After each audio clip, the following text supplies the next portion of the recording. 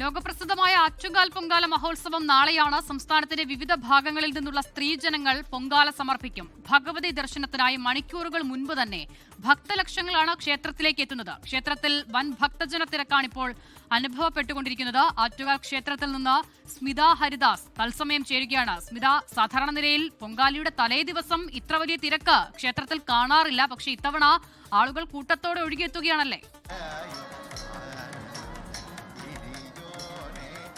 അത് തന്നെയാണ് സിത. ഇത് രാത്രി പകലായി മാറുക എന്നൊക്കെ നമ്മൾ അതിശയോക്തി കലർത്തി പറയാറുണ്ട്. പക്ഷെ ഇന്നിപ്പോൾ ഈ സമയത്ത് ഇപ്പോൾ 9 മണിയാകുന്നു അല്ലേ? അപ്പോൾ ആറ്റുകാൽ പൊങ്കാലയുടെ ദേവി നടയ്ക്ക് തന്നെയാണ്, വടക്കേ നടയിൽ തന്നെയാണ് നമ്മൾ നിൽക്കുന്നത്. ദേവിയുടെ നടയ്ക്ക് മുന്നിൽ പച്ചപ്പന്തലിന് മുന്നിലാണ് നമ്മൾ നിൽക്കുന്നത്. ദാ ഈ തിരക്കൊന്ന് നോക്കണം, എന്താണ് തിരക്കെന്ന്. അത് ഇന്ന് അതിരാവിലെ തുടങ്ങിയ തിരക്കാണിത്. ഇത്തവണ കാർത്തിക നാൾ മുതൽ ഇതുപോലെ തിരക്ക് അനുഭവപ്പെടുന്നുണ്ടെന്നാണ് പറയുന്നത്. ഇന്ന് മകന്നാളാണ്. തലേ ദിവസം എല്ലാ ദിവസവും വ്രതം നോൽക്കുക, 7 ദിവസം വ്രതം നോൽക്കുന്നവരുണ്ട്. ചിലർ തലേ ദിവസം വ്രതം നോറ്റ് തലേ ദിവസം ഒരിക്കലെടുത്ത് ദേവീ സന്നിധിയിലെത്തി ക്ഷേത്ര ദർശനം നടത്താറുണ്ട്. അതിന് ഇത്ര വലിയ തിരക്കൊന്നും നമ്മൾ സാധാരണയായി കാണാറില്ല. പക്ഷേ ഇത്തവണ മറ്റൊരു പ്രത്യേകതയുണ്ട്.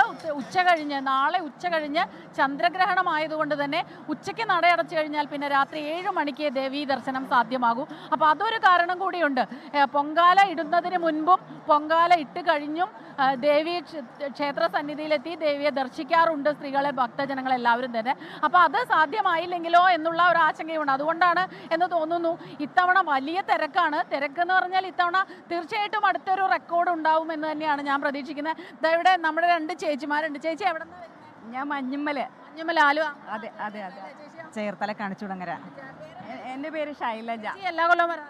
ഞാനിപ്പോൾ തുടർച്ചയായിട്ട് 4 വർഷമായി വരുന്നു. ഇത്തവണ ഈ തിരക്ക് ചേച്ചി ഭയങ്കര തിരക്കുണ്ട്. ഞങ്ങൾക്ക് ഇത്രയും തിരക്ക് ഇതിനു മുമ്പ് അനുഭവപ്പെട്ടിട്ടില്ല. സാധാരണ തലേ ദിവസം ഇത്രയും തിരക്ക് നമ്മൾ. അതെ അതെ അതെ അതെ അതെ അതെ അതെ. നാളെ ചന്ദ്രഗ്രഹണമാണല്ലോ, ഉച്ച കഴിഞ്ഞിട്ടുണ്ടാവില്ല എന്നാണ് ഞങ്ങൾ സാധാരണ ഇത് പൊങ്കാല ഇട്ട് കഴിഞ്ഞാൽ ഒന്നും കൂടി വന്ന് തൊഴാറുണ്ട്. ഞങ്ങൾക്ക് പറ്റുമോ ഇല്ലയോ എന്ന് അറിയത്തില്ല, കാരണം 2:30 കഴിയുമ്പോഴേക്കും അടയ്ക്കുമെന്നാണല്ലോ പറഞ്ഞത്. അത് മറ്റുകാലമ്മ വിളിച്ചാൽ വെളിപ്പുറത്തെന്നാണ്. തീർച്ചയായിട്ടും തീർച്ചയായിട്ടും ഭയങ്കര സന്തോഷം ഞങ്ങൾക്ക്. അപ്പോൾ ഇതാണ് കണ്ടോ, ഈ ചേച്ചി 4-5 വർഷമായിട്ട് സ്ഥിരം വരുന്നതാണ്.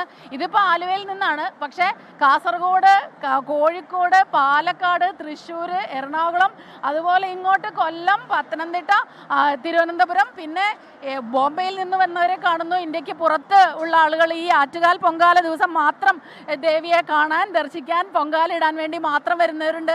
നമ്മുടെ കുറേ ചേച്ചിമാരുണ്ട് കേട്ടോ നമ്മളെ കാണുന്നവർ. ഞങ്ങൾ പുറക്കാട് അമ്പലപ്പുഴ ഉണ്ട് ഉണ്ട് ഉണ്ട്. ഇത് വലിയൊരു ഭയങ്കര തിരക്ക്. ഞങ്ങൾ ക്യൂ നിൽക്കാണ്ട് അരമണിക്കൂറായുള്ളൂ.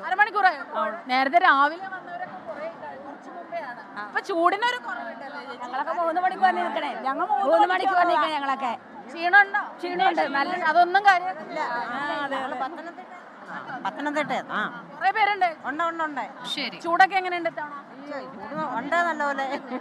ഇടം കിട്ടിയോ? എവിടെയാണ് ഇത് പൊങ്കാല? മണക്കാട്. അല്ലല്ല, പൊങ്കാല മണക്കാട്.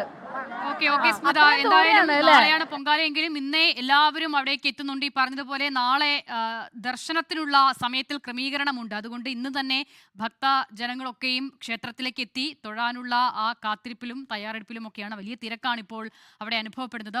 ലോകത്തെവിടെയായാലും ഏത് സമയത്തും 24 വാർത്തകളും ഓഗ്മെന്റഡ് റിയാലിറ്റി പാക്കേജുകളും എക്സ്പ്ലെയിനറുകളും വിശദമായി കാണാൻ ഞങ്ങളുടെ യൂട്യൂബ് ചാനൽ നിങ്ങൾക്ക് സബ്സ്ക്രൈബ് ചെയ്യാം.